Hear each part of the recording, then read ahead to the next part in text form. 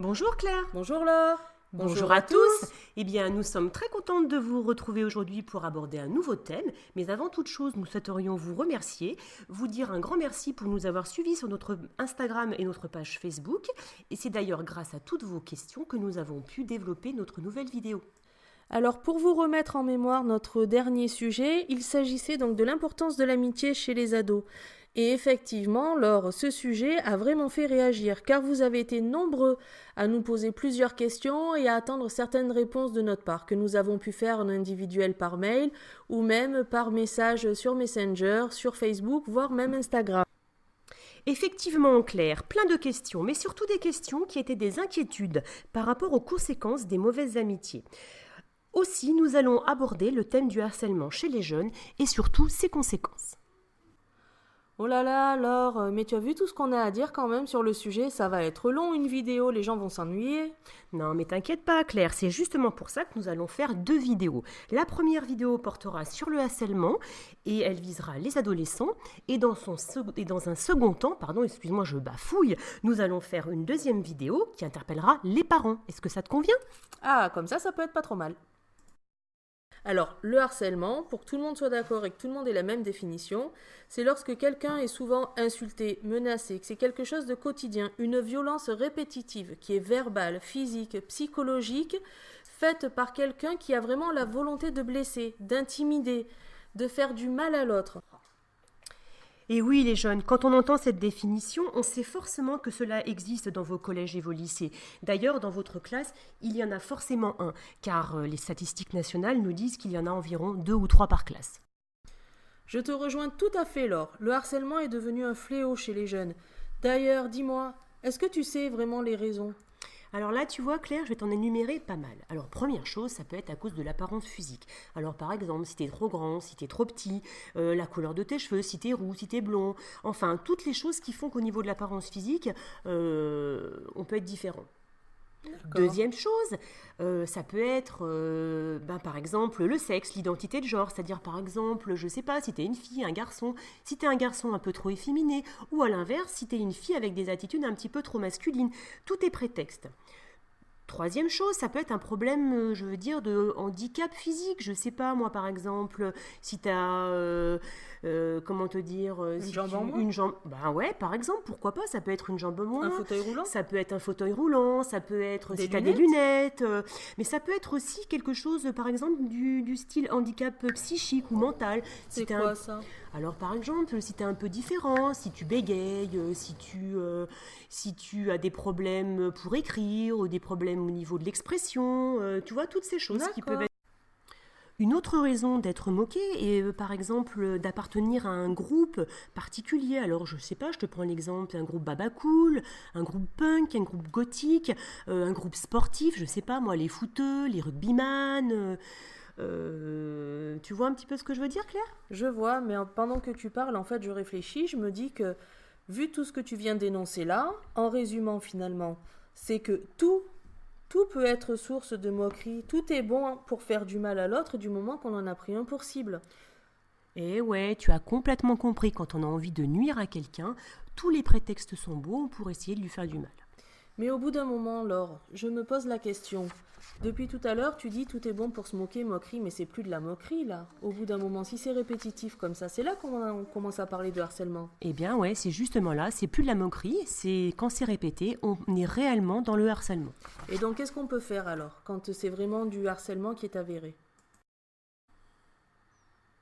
Alors, qu'est-ce qu'on peut faire ? Eh bien déjà, première chose, surtout, ne pas rester seul dans son coin isolé et ne rien dire. La première chose à faire, c'est d'aller te confier, aller voir une personne de confiance, et surtout lui expliquer ce qui se passe. Ne pas avoir honte de dire ce que l'on ressent et pourquoi on est triste ou pas bien. Mais Laure, quand tu dis une personne à qui te confier, tu penses qu'on peut parler de ça facilement ? Ah bah non, c'est sûr que c'est pas évident. Alors peut-être que dans un premier temps, c'est plus facile d'en parler à un bon camarade, un ami, une personne en qui on a confiance. C'est d'ailleurs pas forcément un adulte, peut-être qu'une très bonne amie peut nous aider. Et puis si vraiment on voit qu'avec cet ami ça se passe bien, on peut aller plus loin et lui demander de nous accompagner et d'aller pour le coup après en parler à un adulte. Et puis aussi surtout en priorité à ses parents, parce que je crois que c'est les parents les premières personnes personnes qui peuvent au mieux entendre nos difficultés. Oui, mais des fois, c'est pas facile de parler à ses parents, tu sais. On Non. préfère parler peut-être des fois plus à des inconnus qu'à des parents. À ce moment-là, si tu n'oses pas parler à tes parents, tu peux très bien aller voir un adulte. Ok, Laure, je suis d'accord avec toi, mais tu sais, le harcèlement, il s'arrête pas que dans l'établissement scolaire ou entre les copains, enfin voilà, de façon physique, dans la cour de récré ou à la cantine. Le problème avec le harcèlement, c'est que maintenant, quand au tout début, je te parlais de fléau au niveau des jeunes, c'est parce que ça continue en dehors des murs. Et donc après, ben, on parle de cyberharcèlement. Est-ce que tu vois ce que je veux dire? Et oui, Claire, ok, j'ai passé l'âge de l'adolescence, mais quand même, moi aussi j'ai un portable. Alors effectivement, les envois de SMS, les photos prises avec ou les vidéos sur votre compte Snapchat, Insta, WhatsApp, tout ceci en fait amplifie le phénomène de harcèlement parce que finalement il s'arrête jamais, il continue en delà éventuellement de l'école, de la rue et il continue à la maison. D'ailleurs, Laure, en parlant de tous ces réseaux sociaux, tu as entendu parler de Sarah? Non, franchement ça me dit rien. Dis-moi, c'est quoi Sarah? Alors Sarah, c'est toujours, ça sera mon mot de toute cette vidéo, c'est le fléau du moment. Sarah, c'est une option dans Snapchat. Mais là, la difficulté, c'est qu'en plus, tout est anonyme. Est-ce que tu en as vraiment pas entendu parler? Ah non, franchement ça me dit rien. Eh ben écoute, si quelqu'un veut dire du mal de toi, il peut créer un groupe et parler, lui, de façon anonyme à tout ce groupe-là, sur toi, sans que tu le saches. Et c'est-à-dire que même si tu sais, voilà, si tu peux lire les commentaires injurieux, les moqueries, tout ce qui peut se dire sur toi, même les pires menaces qu'il peut y avoir, eh ben tu peux pas remonter à la source. Bah dis donc, effectivement, ça m'a l'air quand même extrêmement inquiétant ce que tu me dis là. Et donc là, vraiment. Alors, ce petit conseil sur le fait de rejeter les contacts que vous ne connaissez pas sur Internet, sur vos réseaux sociaux, il est valable pour ceux qui peuvent se sentir victimes de harcèlement, mais aussi pour ceux qui peuvent en être témoins. C'est-à-dire que la victime, elle subit le harcèlement. Mais le témoin, lui, eh ben, à votre avis, qu'est-ce qu'il fait? Eh ben, lui aussi, il le subit, parce qu'il assiste comme un spectateur. Alors là, Claire, tu nous as apporté une notion importante. Tu nous as apporté la notion du témoin. Un témoin de harcèlement et qui ne dit rien, finalement, ne porte pas assistance à une personne qui est en danger. On est dans le cadre de la loi de non-assistance à personne en danger. C'est bien ça?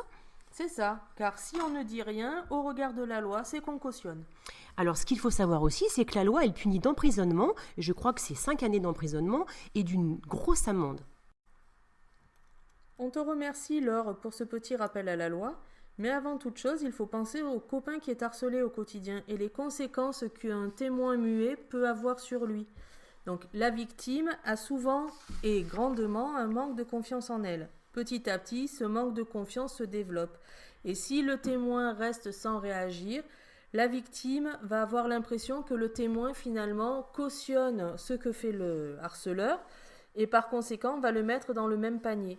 Et dans ces cas-là, la victime va de plus en plus s'isoler, va de plus en plus se sentir mal et on va pouvoir s'en rendre compte que ce soit les copains, la famille, les parents, les amis, enfin tout le monde, par exemple une absence au collège, des troubles du comportement, c'est-à-dire que la victime va être ou facilement irritable, s'énerver pour des oui, pour des non, ou au contraire dépressif, à pleurer pour des oui, pour des non. Et dans ces moments-là, on pourra même peut-être s'inquiéter avec des idées suicidaires que pourra avoir la victime. Franchement, Claire, quand je t'écoute parler, ça fait un peu froid au dos. On se rend compte que finalement, le harcèlement, c'est vraiment quelque chose qui peut être très grave. Alors finalement, quand on est témoin ou qu'on soit victime, le maître mot, finalement, c'est de parler, de dire. Et puis moi, je me dis aussi que la personne qui harcèle, donc le harceleur en l'occurrence, c'est forcément quelqu'un qui ne doit pas se sentir très bien pour agir ainsi. Et je me dis qu'on peut aussi aider cette personne parce que pour que cette personne agisse ainsi, c'est qu'elle va pas bien. Qu'est-ce que t'en penses, toi ? Ah, je suis tout à fait d'accord. Depuis tout à l'heure, on dit toujours qu'il y a le harceleur, l'auteur, l'agresseur. On a employé des mots assez durs pour celui qui harcèle et qui sont justifiés, puisque quand même il fait du mal autour de lui. Mais effectivement, lui aussi, il est souvent victime parce qu'il ne va pas bien. Alors peut-être que son mal-être, je sais pas moi, vient des problèmes à la maison. Pour qu'il se comporte ainsi, c'est que finalement, il a peut-être lui-même besoin d'aide. Oui, c'est ça. Alors, problème à la maison, pas forcément, pas automatiquement. Les parents, commencez pas à vous angoisser si vous avez un enfant qui a harcelé quelqu'un à l'école. Mais en tout cas, il se sent pas bien, que ce soit à la maison, au collège, parce que des fois, on n'y arrive pas forcément à l'école, on est un peu dans l'échec, donc on essaye de se montrer différent et par un autre moyen, parce que des fois, on peut être dépendant aussi, peut-être d'une drogue, peut-être d'une addiction. On peut être aussi avec des gens qui nous influencent mal, et pour faire un peu le caïd, on veut montrer que... Ouais, on peut aussi imaginer que le harceleur a lui-même été victime de harcèlement et qu'il se venge un petit peu. Qu'est-ce que t'en penses, toi? Tout à fait, comme on dit, l'arroseur arrosé. Effectivement, on veut des fois, nous on l'a subi, alors tu vas voir, moi je vais le faire subir aux autres parce qu'il n'y a pas de raison que ce soit toujours moi. Et effectivement, souvent, je pense que, à force de regarder des reportages, d'avoir lu des livres, d'avoir vu des documentaires, d'en avoir même parlé avec mes enfants qui ont été aussi au collège et au lycée, effectivement, souvent, quand les histoires de harcèlement s'arrêtent, ils s'apercevaient que le harceleur, lui aussi, avait des ennuis. Il avait lui aussi des problèmes à régler. Donc finalement, en parler, c'est rendre service à tout le monde. C'est ça. Donc le maître mot, communication. C'est bien ce qu'on vous dit depuis le début dans les relations parents-ados. Il faut communiquer. Alors Claire, une fois qu'effectivement on a communiqué, on s'est confié à un ami, aux parents, à des adultes et qu'on a vraiment tout essayé, si malgré tout ça continue le harcèlement, qu'est-ce qu'on peut faire? Qu'est-ce qu'on a comme autre solution? Si on a vraiment tout essayé et que rien n'a marché et que la victime est toujours harcelée et que ça ne se réduit pas et peut-être même que ça s'amplifie, alors il ne faut pas hésiter à faire appel à la loi. Car le harcèlement est reconnu par la loi comme un délit. Donc cela veut dire qu'on a le droit d'être reconnu en tant que victime. On a le droit de déposer plainte quand on est victime de harcèlement. Alors quand on est jeune, quand on a moins de 18 ans, c'est les parents qui nous accompagnent. C'est les parents qui font le dépôt de plainte pour nous, puisqu'ils ont l'autorité parentale et sont responsables de nous jusqu'à nos 18 ans. Mais en tout cas, il y a un recours. Effectivement, la loi va nous protéger et là, le harceleur sera reçu, sera entendu par un juge et devra répondre.